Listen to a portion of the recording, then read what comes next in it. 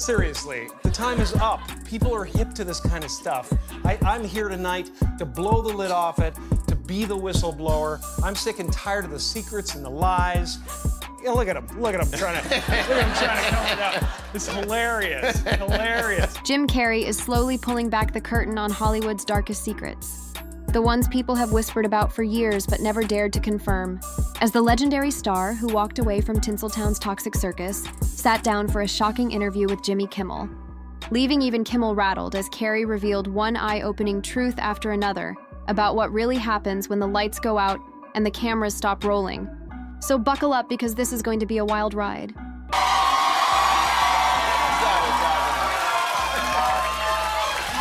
Is that a gang sign? Have you, Oh, like you don't know what it is. You don't know what that is. I have no idea. You don't know. Jimmy Fallon doesn't know. David Letterman doesn't know. We don't know. All the comics and show business don't know what this is. Right? Yeah. What is it? Come on, Jimmy. Seriously, the time is up. People are hip to this kind of stuff. I'm here tonight to blow the lid off it, to be the whistleblower. I'm sick and tired of the secrets and the lies.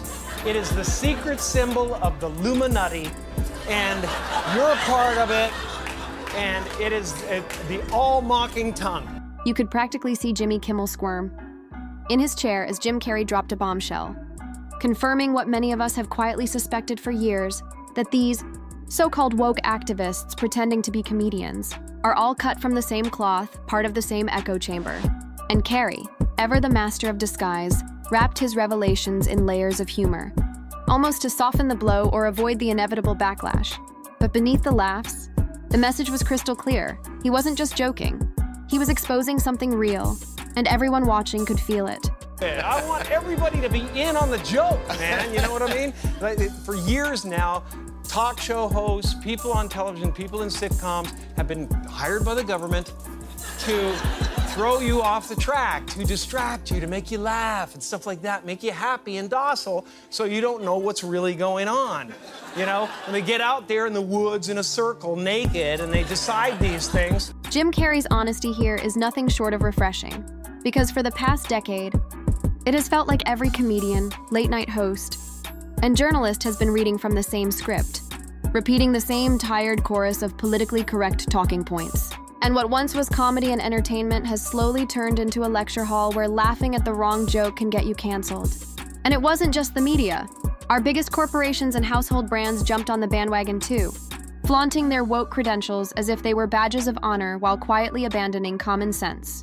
And from ad campaigns to award shows, everything started to look the same, polished, hollow, and dripping with virtue signaling. Which is why Carrey's willingness to break the mold and actually say what so many of us are thinking feels like a breath of fresh air in an industry drowning in conformity. Look at him trying to come it up. It's hilarious, hilarious. And, you know, and I'm sick of, hold on a second. You know what they're trying to do? Who? This thing is buzzing, hold on. They're trying to turn us into, consumer drones of some sort. Hold on, I just gotta get this. And, yeah. Yeah, listen, I'm in the middle of blowing the lid off some...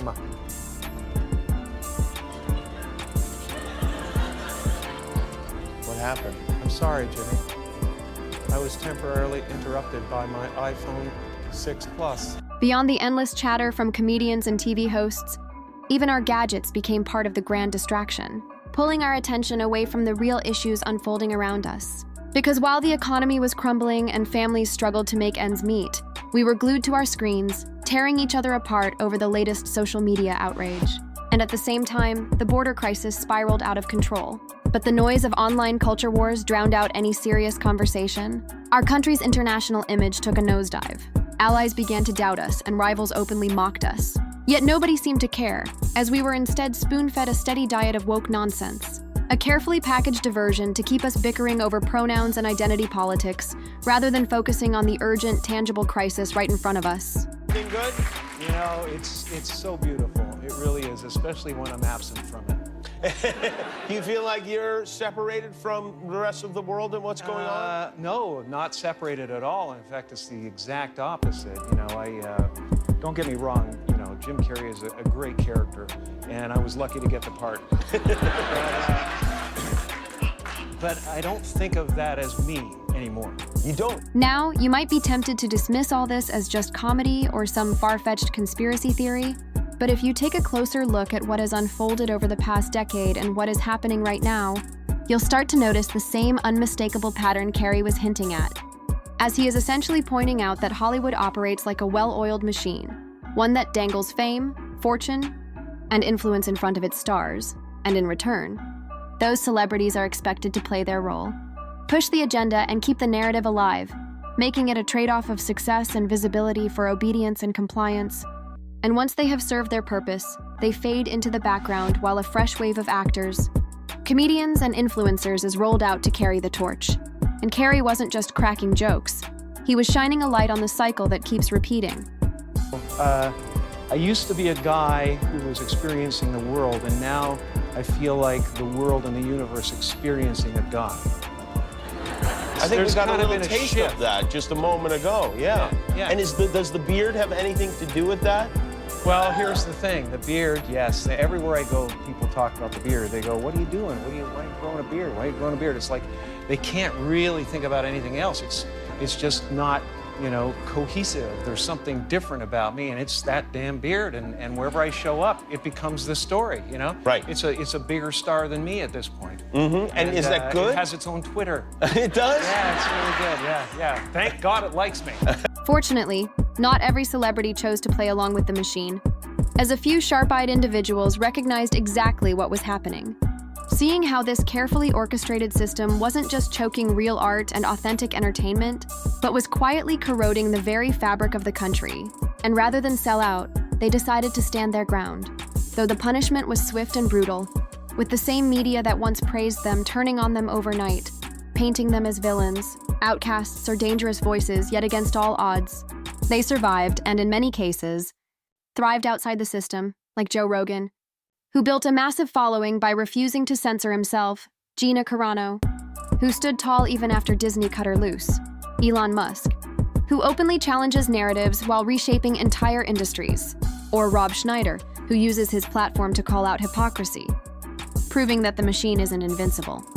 Oh, okay. I'm saying that it's an emotional response. Right. I'm and not that's on the not, page. And that's not a good idea, emotional responses. Let's use this and not this. That's why. Thank you. Bill Maher, once hailed as a poster child of the woke revolution, eventually had to step off the bus when it started veering straight into crazy town, because for years he had been embraced as part of the movement. But when the ideology began eating itself alive, Maher chose logic over blind loyalty, and in one of his sharpest critiques, he directed his words toward another late-night darling, Stephen Colbert, offering simple yet powerful advice. Stop leaning so heavily on emotions and start engaging the mind, explaining that emotions are fickle, they flare up, fade, and shift with the cultural winds, but the rational side remains steady, capable of navigating through chaos with consistency. And Mayer wasn't just offering friendly advice, he was challenging Colbert to rise above the emotional theatrics and start thinking critically. A wake-up call not just for Colbert, but for the entire comedy establishment. The dismissal of a very well-known chat show host in America last night, Mr. Kimmel. Is free speech more under attack in Britain or America? Well, Jimmy Kimmel was fired because he had bad ratings more than anything else, and he said a horrible thing about a great gentleman known as Charlie Kirk. And Jimmy Kimmel is not a talented person. He had very bad ratings, and they should have fired him a long time ago. So, you can call that free speech or not. He was fired for lack of talent. So Kimmel's firing has gone public, and right on cue. The usual suspects are blaming it on Trump crying about an attack on free speech. But the truth is, this has nothing to do with free speech and everything to do with Kimmel being just another cog in the machine. Because for years he played his role perfectly, parroting the narrative, mocking the wrong side, and pushing the exact agenda he was planted to promote. And alongside Colbert, he became one of late night's biggest mouthpieces, serving up politics disguised as comedy. But here's the thing about the machine. It uses people until they're no longer useful. And now that the narrative has crumbled and audiences have tuned out, the machine has no need for Kimmel anymore. So his firing wasn't some grand injustice. It was overdue. And he wasn't silenced, he was discarded. Just like every pawn once the game changes. Social, Great news for America. The ratings challenge Jimmy Kimmel show is canceled. Congratulations to ABC for finally having the courage to do what had to be done. Kimmel had zero talent and worse ratings than even Colbert, if that's possible. Is that true? That leaves Jimmy and Seth, two total losers on fake news NBC. Their ratings are also horrible. Do it, NBC. President Donald J. Trump. Trump's return to the White House has injected a long overdue sense of sanity into the country. Because for years, the Democrats tried to smother America under the suffocating weight of wokeism, pushing an ideology that divided people, weakened culture, and distorted common sense. But Trump's unapologetic anti-woke stance has thrown a wrench into their carefully crafted narrative. As he's not just resisting the cultural slide, he's actively pulling the nation back toward reality. While late-night figures like Stephen Colbert and Jimmy Kimmel spent years twisting stories, ridiculing dissent and cheerleading for their political favorites under the guise of comedy, becoming cultural enforcers, not entertainers, yet those days are done. The stranglehold of woke propaganda is breaking, and the voices that once dictated the conversation are losing their grip. And with Trump back at the helm, America has a fighting chance to reclaim its sanity and backbone, making Kimmel's downfall unsurprising, because if he'd possessed enduring talent, he'd still be on the air, but instead, his weaknesses finally caught up with him. As television and news are businesses first and entertainment second, demanding measurable results, ratings, relevance, and revenue. And when a host stops delivering fresh jokes, stops engaging viewers, or leans on predictable takes, networks make the cold. Pragmatic choice audiences rarely see, cut losses and refresh the lineup. And while people will howl about censorship and political witch hunts, executives answer to viewers and advertisers, not ideology.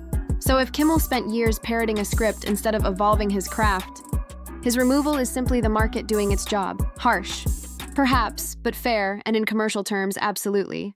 As the era of cozy late-night gatekeepers is fading, and any entertainer who refuses to adapt or demonstrate value risks becoming expendable because the media isn't a charity, it's commerce, and commerce rewards performance, not entitlement. And at the end of the day, Hollywood and the media machine are finally being exposed for what they are.